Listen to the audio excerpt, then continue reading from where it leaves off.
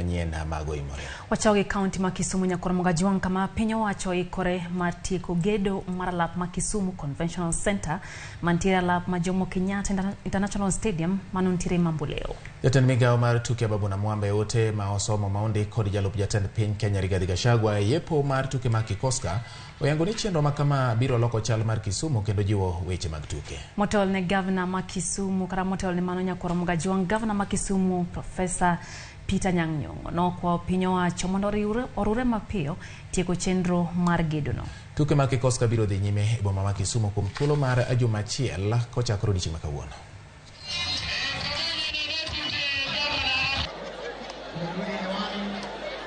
Construction of the Convention Center is part of the national government's commitment to devolve development resources, which in turn will result in more employment opportunities, especially to the hustling youth and small to medium enterprises in the region.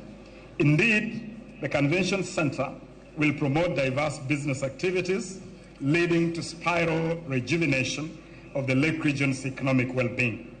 I give assurance that this project, which is under my office, will be completed in time to contribute to the government's immediate objective of economic turnaround.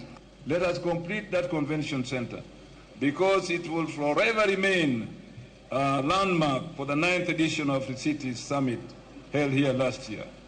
Once completed, the Kisumu Convention Center will be a game changer in conference tourism in our nation. I am happy that the Office of the Deputy President has showed a lot of interest in the completion of this project.